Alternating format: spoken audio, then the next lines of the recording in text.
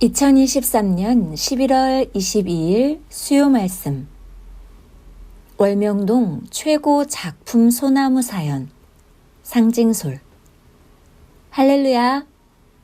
오늘 수요 예배 말씀으로 월명동 최고 작품 소나무 사연에 대해 말씀해 주겠습니다. 잘 듣기 바랍니다. 새벽에 하나님께서 월명동 상징솔 작품에 대해 다시 깨닫게 하시면서 기록하라 하셔서 기록한 사연 말씀입니다. 하나님께서는 이와 같이 섭리사도 너도 표적과 기적으로 이루었다. 이와 같이 삼위와 예수와 같이 하면 환난과 고통이 있어도 정령코 잘 된다 하셨습니다. 그럼 말씀 시작하겠습니다. 하나님의 전 월명동을 만들 때 얼마나 몸부림을 치고 어려움이 많았는지 그 끝이 없을 정도였습니다. 작품 소나무 하나, 돌 하나를 사오기까지 또 어렵게 사오더라도 어느 위치에 심어야 할지 위치를 제대로 찾아 심는 데까지 몇 달씩 고민하며 몸부림을 쳤습니다. 어떤 소나무는 100일 만에 제 위치에 심기도 했습니다. 앞산 하단 쪽에 있는 가브리 솔입니다. 처음에 상징솔을 사러 포항으로 갈 때 성령의 바람 타고 노래를 부르며 기쁘게 갔습니다. 하지만 막상 포항으로 가서 현장에 가보니 나뭇값이 너무 비싸서 기대에 어긋나고 실망했습니다. 결국 못 사왔습니다. 그런데 그 후에 알고 보니 법적으로 문제가 있는 소나무였습니다. 그래서 틀어지게 하셨던 것입니다. 그러던 중 대전에 좋은 소나무가 있다는 소식을 듣고 다시 대전 근방 공주의 계룡산 기슭 나무 농장에 가서 큰 소나무를 보게 되었습니다. 너무 크고 아름답고 신비한 소나무였습니다. 하지만 그곳에 있는 나무 24주를 전체 다 사야만 보다 허락에 살 수 있었습니다. 한 주만 사면 너무 비쌌습니다. 제일 좋은 소나무는 너무 비싸고 살 수가 없어서 1년 동안을 마음 졸이며 말로만 계약하고 기다렸습니다.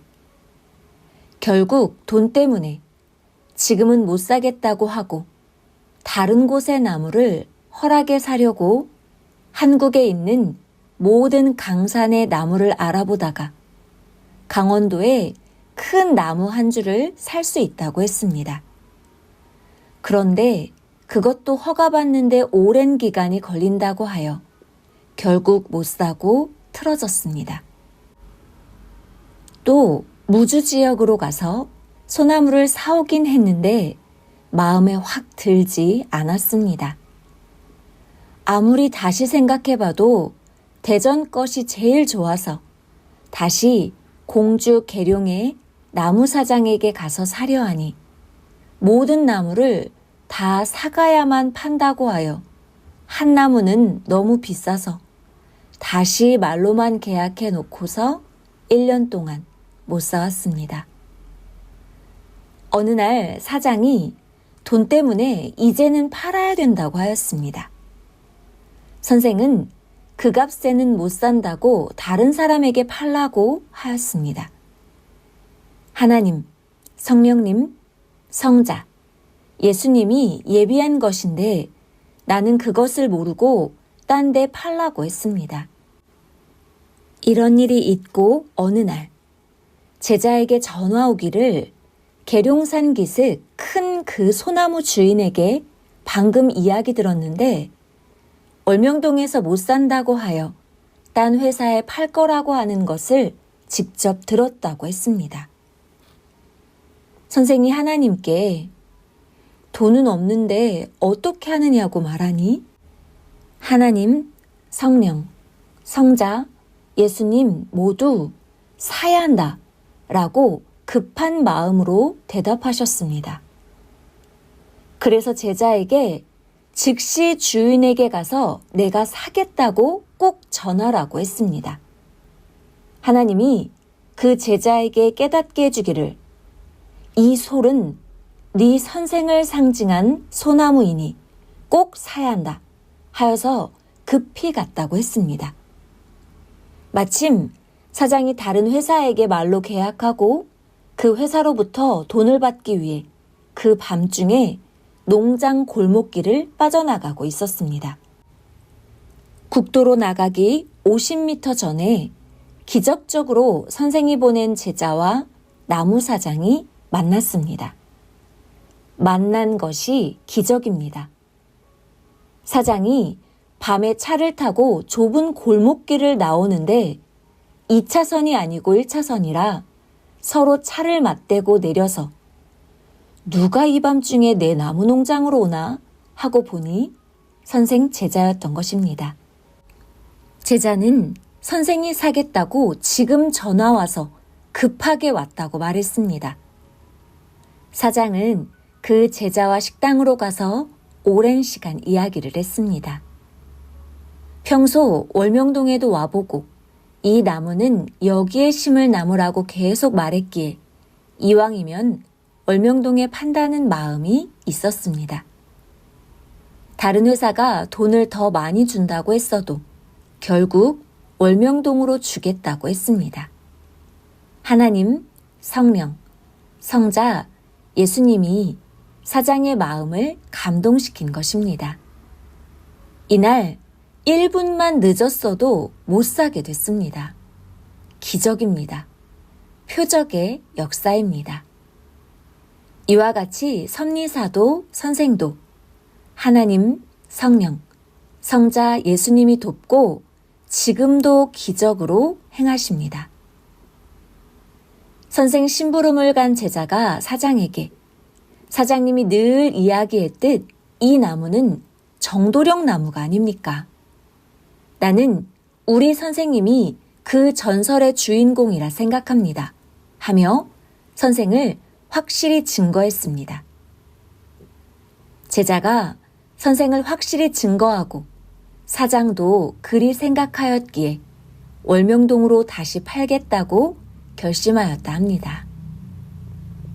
심부름한 제자가 1분만 늦게 갔으면 사장이 차 타고 국도로 빠져나가서 못 만나고 어느 회사로 간지도 모르니 못 만났을 것입니다. 빨리 해야 표적이 일어납니다. 이같이 하나님과 성령과 성자와 예수님과 함께하여 시간과 사연 모두 표적으로 행하여 사게 되었습니다. 하나님, 성령, 성자 예수님은 섭리사와 선생을 이같이 돕습니다. 월명동으로 옮기기 전에 사장이 2달 동안 극적 관리를 계속했습니다. 나무를 꼭 때에 맞춰 옮겨야 했습니다. 이 엄청난 소를 어디다 심을지 한번 심고 나면 위치 잘못 심었다고 다시 옮기지도 못합니다. 옮기면 죽기 때문입니다. 한번 심을 때 정확하게 심어야 됩니다.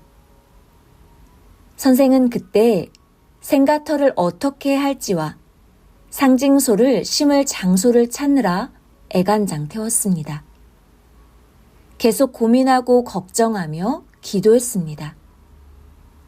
월남 갔다 와서 지은 집을 90년대 말에 헐었습니다.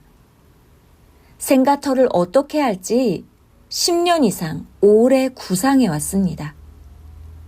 이전에는 생가터를 중국에서 온 돌, 산수와 조각바위 100톤을 놓으려고도 했습니다. 자연석과 함께 생가터에 높이 쌓아 돌작품으로 쌓을까도 했습니다. 초가집 형상과 모양대로 꽃동산을 만들까도 했습니다. 작품도를 세워서 생가터 기념장소로 할까도 했습니다. 상징솔은 선생 낳은 지금의 생가터 한옥 앞에 기념으로 심자 생각하고 구상했습니다. 기도 후에 다시 생각하고 아니다. 운동장 청기화 앞에 심고 생가터에는 옛날 생가 초가집을 지어서 기념하자 했습니다. 상징소를 생가터 앞에 심고 기념할까? 운동장에 심을까를 두고 몇 주 동안 고민하고 애간장타게 생각하고 기도했습니다. 장단점이 너무 컸기 때문입니다.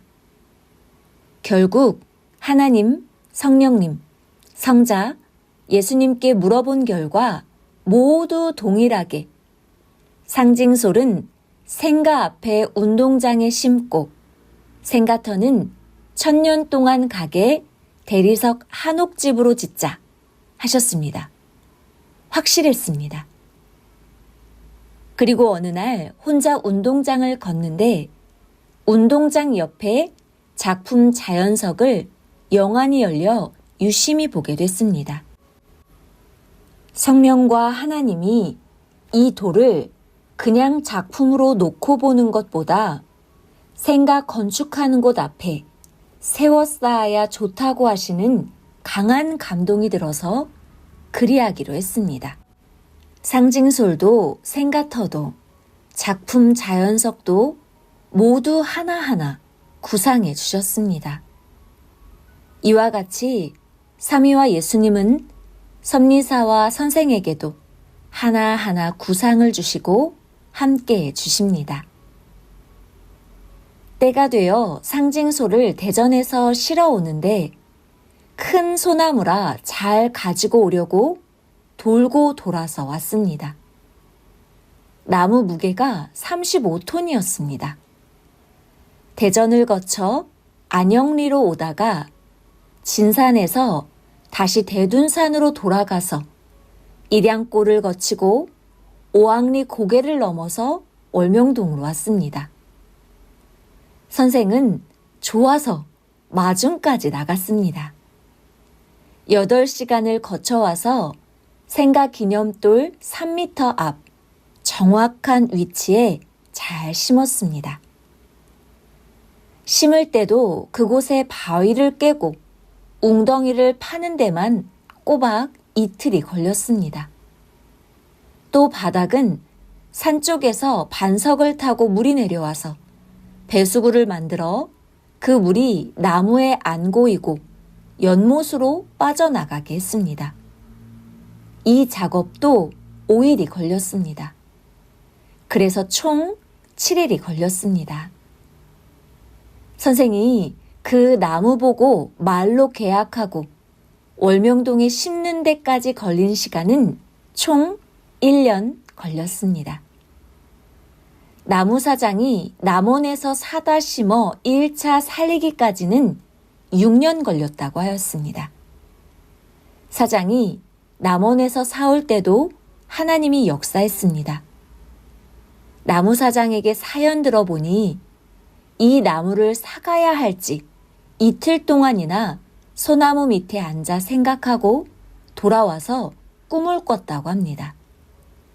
꿈에 한 노인이 하얀 옷을 입고 나와 춤을 추며 나무 사장에게 나 좀 좋은 데로 옮겨주시오 하는 꿈을 꾸고 내가 이 나무 사가야겠다 라고 깨달았습니다. 계룡산 밑에 살고 있던 사장은 계룡산은 정도령이 온다는 전설이 있는 좋은 장소이니 이 나무를 사다 산기슭에 심으려 했습니다. 그런데 알고 보니 그 나무는 그 마을 사람들이 오랫동안 섬기던 그 마을의 나무신이었습니다. 그러니 마을 사람들이 나무 옮기는 것을 수십 년 동안 반대하였다고 합니다. 사장이 마을 사람 모두에게 자기가 나무에 관해 꾼 꿈 이야기를 하니 자기들이 섬기는 나무신이 이제 떠나려 하니 더 이상 잡을 수 없게 되었다고 모두 의논하고 결국 사장에게 나무를 팔게 되었다고 합니다. 하나님이 예비한 나무이니 기어이 팔게 했습니다. 그렇게 사장이 사서 옮겨 심고 6년 동안 정성을 다해 매달려서 살렸다고 했습니다. 그런데 처음 월명동으로 옮기고 나무가 상태가 안 좋아 시름시름해서 선생은 기도했습니다. 그래도 상태가 계속 안 좋고 시름시름했습니다. 하나님, 성령님, 성자, 예수님이 나무에 월명동 약수를 주라고 하셔서 2시간 동안 충분히 주니 그 후에는 완전히 살았습니다. 싱싱하게 되고 새 뿌리가 났습니다. 약수 먹고 각종 죽을 병과 암이 낫는 사람같이 상징솔도 죽어가는데 약수로 살렸습니다. 나무 밑에 계속 물이 나는데도 그물로는 안 됐습니다. 하나님이 주신 약수만이 소나무를 살리는 기적의 역사였습니다. 선생도 이같이 약수 먹고 살고 기도하여 환난기 때 살았습니다. 그 후 예수님께서 작품솔 전체를 가위질하라 하셔서 선생이 가위질하고 전문가인 재욱 목사가 올라가 다듬어서 오늘의 상징솔이 되었습니다. 2023년 오늘까지 이 나무를 사오기 전에 포항의 소나무는 세례요한 사명을 했습니다. 포항의 소나무는 주인이 전체 다 사가라고 했습니다. 그때 샀어도 그 소나무는 문제였습니다. 그래서 그때는 결국 못 사오고 1년 후 상징소를 사오기 전에 포항 소나무 중 제일 좋은 것 6주만 골라서 사왔습니다. 그중 제일 큰 소나무를 성령의 바람 타고 온 상징솔로 정하고 논골 하나님 궁전 앞에 심었습니다. 그런데 성령님이 포항의 소나무는 세례요한 솔이다. 네 상징솔이 아니다. 생가 앞에 것이 네 상징솔이다. 이것이 성령의 바람 타고 사온 나무이니라 라고 2023년에 확실하게 말씀하였습니다. 나중에 보니 포항 소나무는 큰 나무의 동쪽 한 가지가 죽어서 작품이 안 되었습니다. 한 가지가 죽어서 실망하니 그때 더욱 깨닫게 됐습니다. 성령님이 2023년에 성령 바람 타고 사온 솔은 선생 생가터에 심은 소나무라고 말씀하셨습니다. 거목입니다. 둘레 630cm, 200전으로 네아름입니다. 아름답고 신비하고 웅장하고 사연도 나무의 생김새도 신부같이 생겨서 상징솔로 지정되었습니다. 제대로 몰랐던 것을 확실히 알게 되었습니다. 제대로 몰랐던 선생 상징소를 알게 되듯이 제대로 몰랐던 선생 사명을 알게 되는 2023년 해입니다. 성령의 바람 타고 온 상징솔이 생가 앞에 소리듯이 선생도 제대로 알려주는 해입니다. 하나님께 이렇게 한 나무 사오고 심는데도 너무 힘들게 1년을 몸부림쳤습니다. 라고 말하니 하나님은 사람이라 그러하다. 나는 신이라 그렇지 않다. 하셨습니다. 선생은 하나님의 말을 듣고 사람이라 나는 육적으로 생각했다. 고로 더 고생하고 사게 됐다. 깨달아졌습니다. 나무는 좋은데 너무 비싸니 사야 하나 고민했습니다. 결국 전체 사는 조건으로 한 주당 모두 같은 값에 사오게 됐습니다. 실상 이 나무를 옮겨 사올 때 그날 누가 몇 억 준다고 팔라고도 하고 그 후에도 사온 것보다 5배를 더 줄 테니 팔라고 하였습니다. 그럼 한 나무의 가격이 전체 사왔을 때 가격이었습니다. 하나님은 우리가 이 시대 환난을 겪어도 이같이 우여곡절 겪으면서도 하나님의 뜻이 있으니 정령코 결국은 표적으로 잘되게 이루어 주십니다. 하나님은 이 계시를 오늘 새벽에 다시 생각나게 하시며 기록하라. 정령코 겪으면서 이루리라.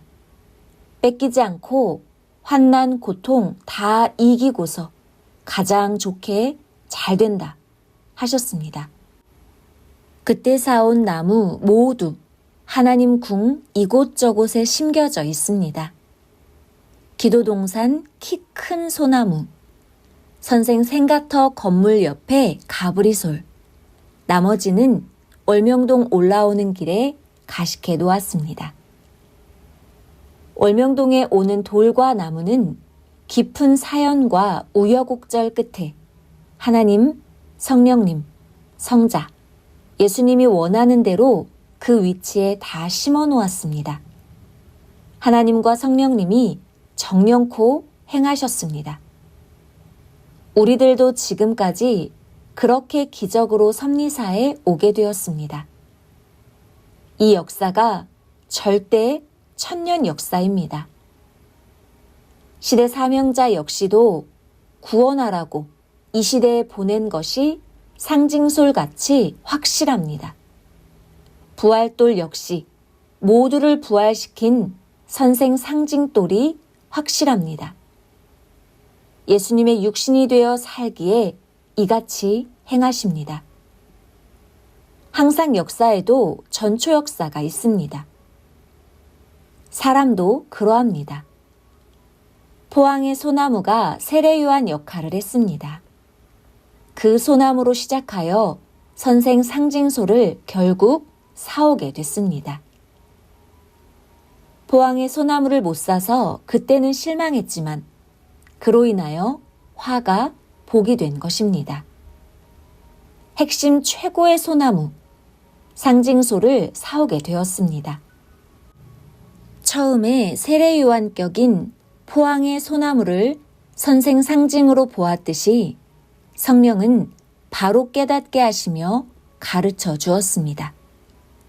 이 시대도 증거자를 선생 상징으로 보았습니다.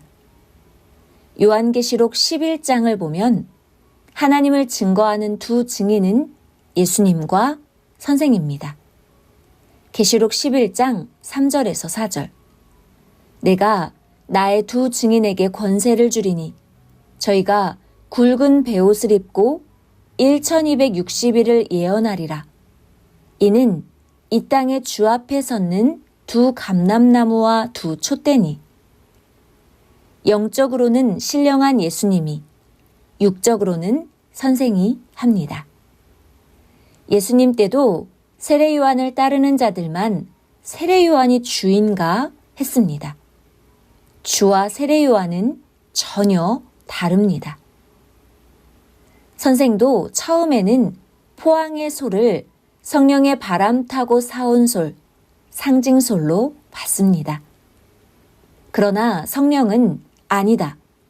공주 계룡에서 사온 솔이 성령의 바람 타고 사온 솔이다.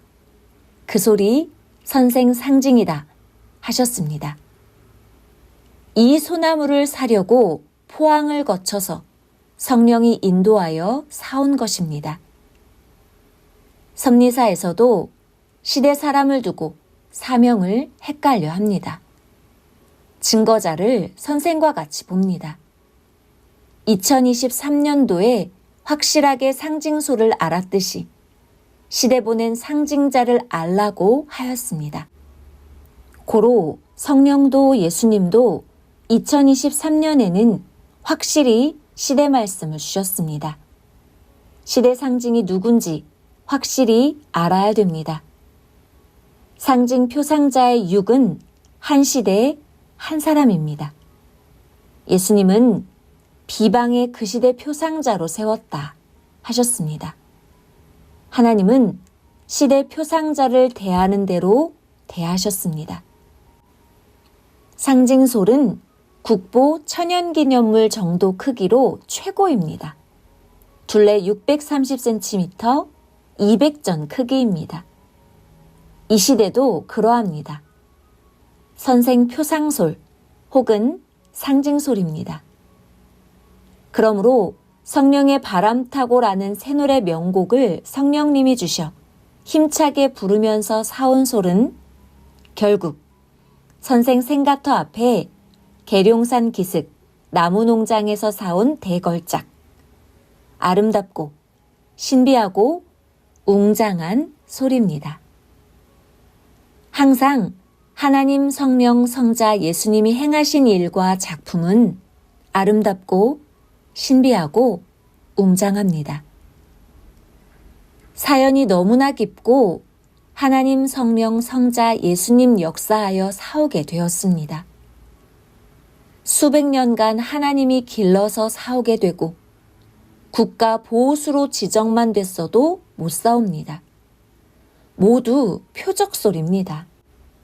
일본 식민지 시대 때도 40년간 하나님이 절대 예비하여 지켜주시고 결국 하나님 궁에 심게 하셨습니다. 이와 같이 삼위와 예수님이 섭리사와 선생, 각 개인에게 표적의 역사를 기적적으로 결국 이루어주신 것이 너무나 많습니다. 모두 지난날 해주신 것이 확실하니 절대 잊지 말아야 합니다. 이같이 돕고 행하시는 것을 믿어야 한다고 계시해 주셨습니다. 삼위와 예수님과 함께하면 환난과 고통이 있어도 정령코 잘 된다는 것을 절대 믿고 감사하며 영광 돌리기를 축원합니다. 말씀 마쳤습니다.